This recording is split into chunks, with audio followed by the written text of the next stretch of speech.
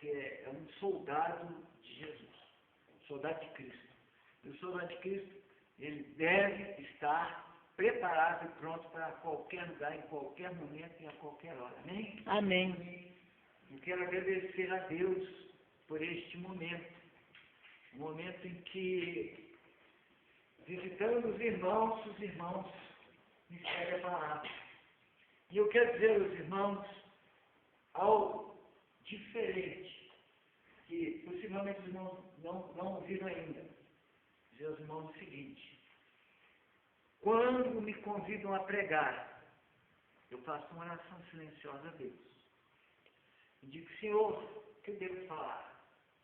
E o Senhor me inspira um versículo, me inspira um assunto, e eu falo de cabeça. Não há nenhum papel aqui, tá? Na minha palavra não há nenhum papel. E Deus me inspirou uma mensagem para os irmãos hoje. Não sei porquê, mas Deus me inspirou a falar algo para os irmãos. Amém? Amém. Vamos abrir a palavra em Atos capítulo 2.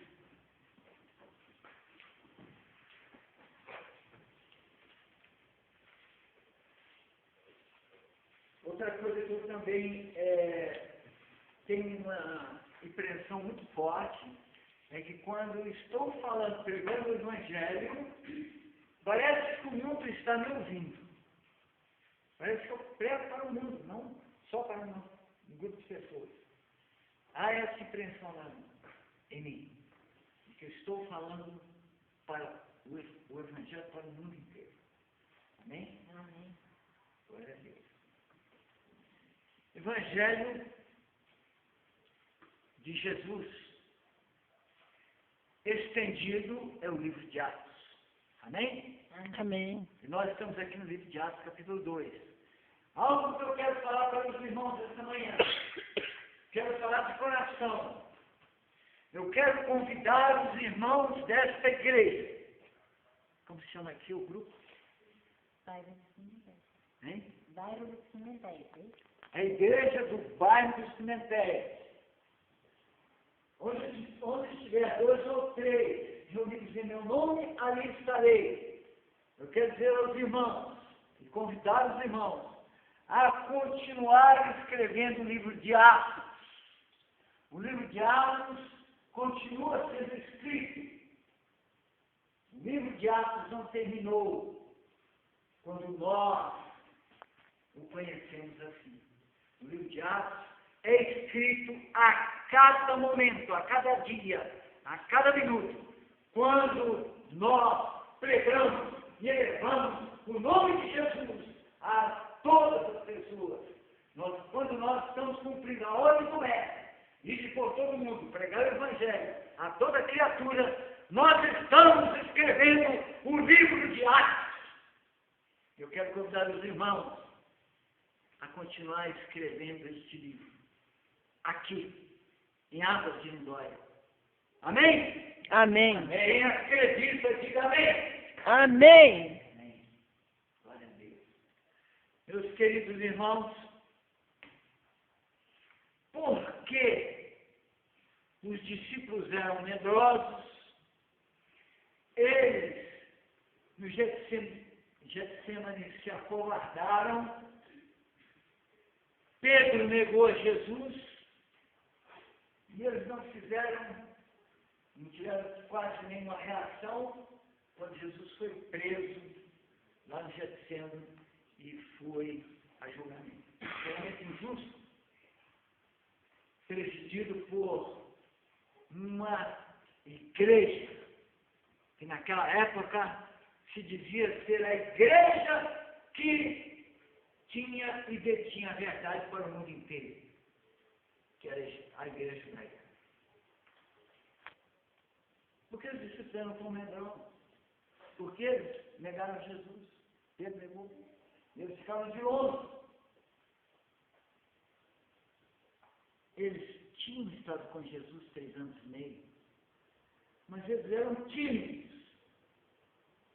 Eles tinham medo. Por que será? Nós vamos entender isso no livro de Atos, capítulo 2. E cumprindo-se o dia de Pentecostes, estavam todos reunidos no mesmo lugar. Meus queridos, eu dou graças a Deus, porque o Senhor nosso Deus, Ele levantou no mundo moderno, em que nós estamos vivendo, verdadeiros apóstolos modernos. Os apóstolos, eles continuam. E eu quero citar um apóstolo nesta manhã, um apóstolo moderno, pastor Marcos Filho. Ele é um apóstolo. Por que ele é um apóstolo? Porque ele prega para multidões. Porque ele leva multidões a aceitar Jesus no mundo inteiro. Ele tem o status de um apóstolo. Queiram acreditar ou não, eu acredito. Pastor Marcos Filho é um apóstolo. E ele, inspirado pelo Espírito Santo, promoveu 10 dias de jejum, do qual eu participei lá em Belo Horizonte. Os irmãos devem ter participado aqui, amém? Participaram? Participei, já caí. Glória a Deus. Mas por que o pastor Marcos Filho deu aquela revista? Ela está aí com os irmãos? Os irmãos têm essa revista? A revista do pastor Marcos Filho. Ficou em casa. Parece que eu estou falando grego. Vocês não receberam a revista aqui? E por que essa revista não foi distribuída? Foi distribuído. Foi distribuída? Não está aqui Porque os agora. irmãos não estão falando, participaram, leram a revista. Meus queridos, sabe por que aquela revista foi impressa e foi distribuída no mundo inteiro? Porque agora é o tempo de buscarmos o Espírito Santo, ou então vamos morrer espiritualmente. Quem não acreditar que o Espírito Santo está sendo derramado no mundo, vai ficar de fora desse derramamento. O pastor Marcos Filho falou exatamente o que se deve fazer. Nós precisamos, neste momento, dar ênfase ao recebimento do Espírito Santo. Porque foi isso que aconteceu lá na praça de Belo Horizonte. O derramamento do Espírito Santo sobre a equipe evangelística, enfrentando drogados, enfrentando endemoniados, enfrentando pessoas com espírito de pobreza, porque isso existe, né? Existe. Pessoas vivem na miséria e na rua, elas estão com um espírito de demônio, o espírito da pobreza e da miséria. E elas não saem de lá enquanto não forem libertadas pelo poder de Deus. Elas não saem. Porque isso tem demônio no meio disso. A gente percebeu isso, a gente viveu isso, e eu quero dizer aos irmãos que eu estou aqui falando para os irmãos sobre este assunto, porque o Espírito Santo me pediu para falar. Amém? Amém. Então, a primeira coisa que eles fizeram, eles se reuniram no mesmo lugar e buscaram, suplicaram o poder do Espírito Santo na vida deles. Eles desejaram esse poder, eles sentiram a necessidade desse poder, eles sentiram que sem o Espírito Santo eles não iam conseguir fazer a obra de evangelização. Eu quero dizer a vocês que muitos adventistas do sétimo dia e alguns adventistas do sétimo dia que estavam lá na praça, eu estou falando muitos porque eu estou falando a nível mundial, já receberam o Espírito Santo na vida deles. Estão cheios de Espírito. E quem não acreditar nisto está pecando, blasfemando com o próprio Espírito Santo. Porque isso é uma grande verdade. Na África, milhares de pessoas estão sendo convertidas nesse momento. na América do Sul, na Oceania, em vários lugares, pessoas estão sendo convertidas, multidões estão sendo convertidas pelo poder do Espírito Santo. E se nós não buscarmos, se nós não desejarmos esse Espírito Santo, aqui vai continuar os bancos vazios, vai continuar as cadeiras todas vazias. Não há condição de pregar o Evangelho sem o poder do Espírito Santo em nossa vida. Não existe Amém. pregação do Evangelho sem o poder do Espírito Santo.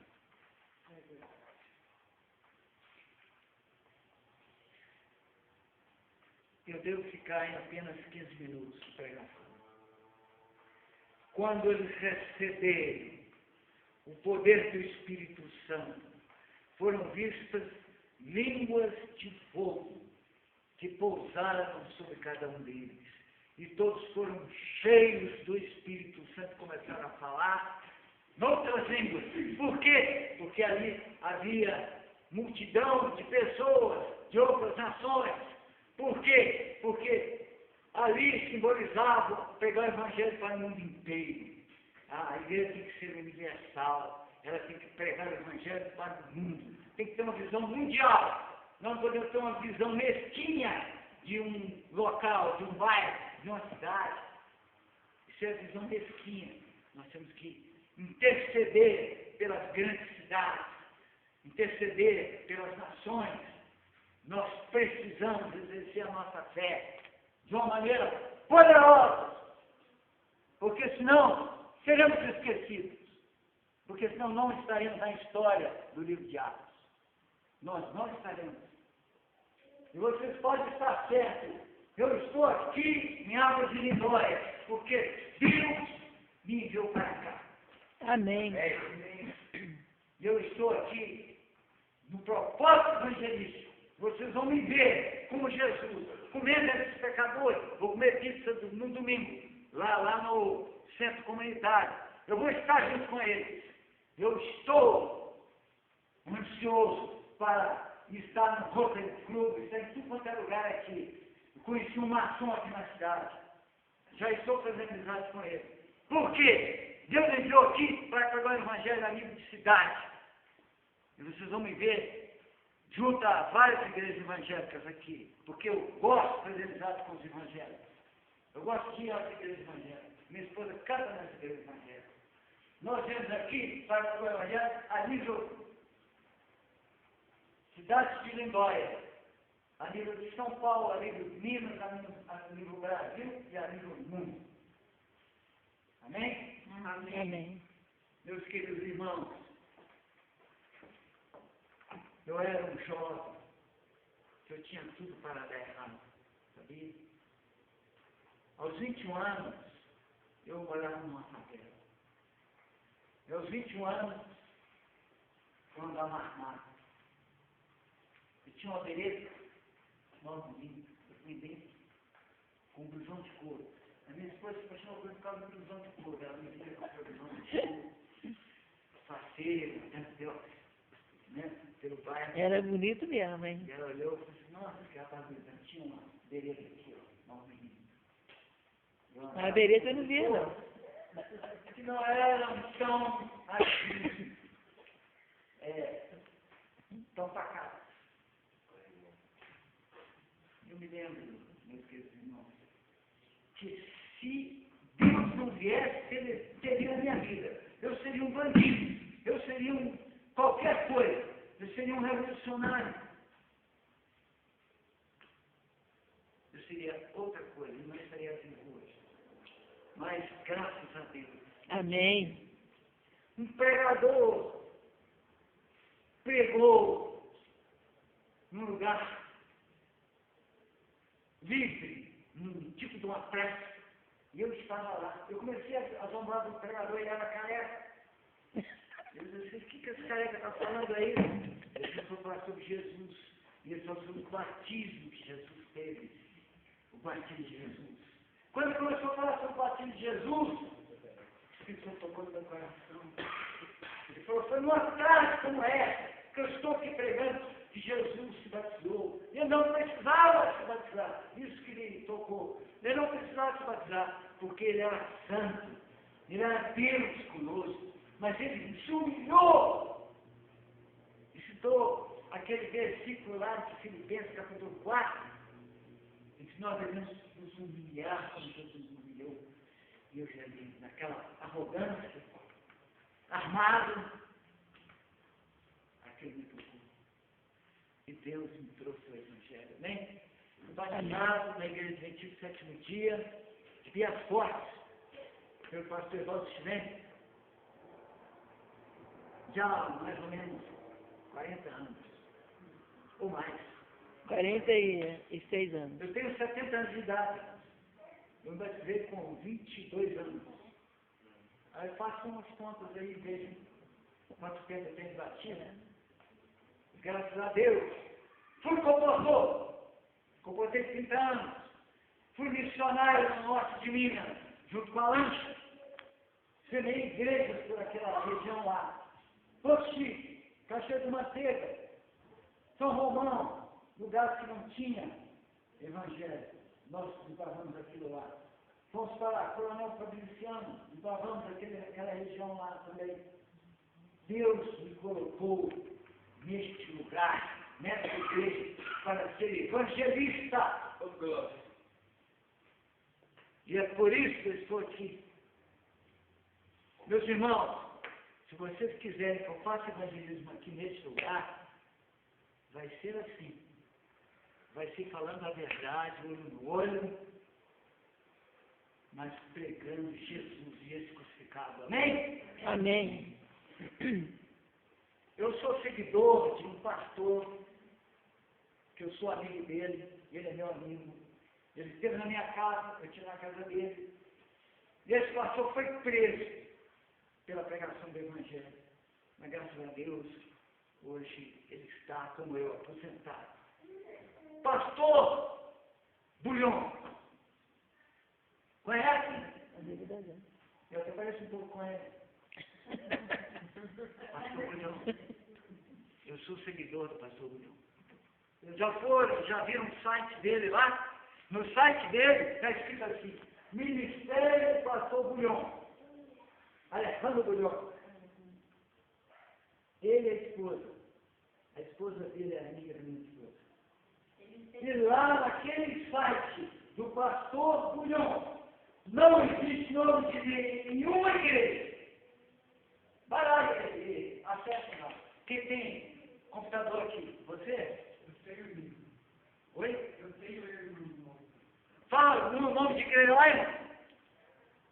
Não fala. Só se falando Por agora. quê? Porque o pastor Bulhão é um pastor para o mundo. Não é um pastor para uma igreja em si. E eu sou seguidor dele. Amém? Mas eu amo a minha igreja. Eu prezo a minha igreja. Foi a igreja que me evangelizou. Foi a igreja que me colocou no caminho.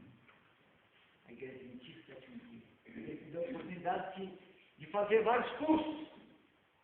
Fiz curso de naturopatia, curso de psicologia, curso de mestrado em teologia. Fiz mais. Eu apresentei os diplomas lá nesse centro comunitário para a senhora lá. Eu tinha mais ou menos 40 diplomas. Esses diplomas todos me foram dados porque a igreja adventista me deu a oportunidade de estudar, me deu a oportunidade de me formar.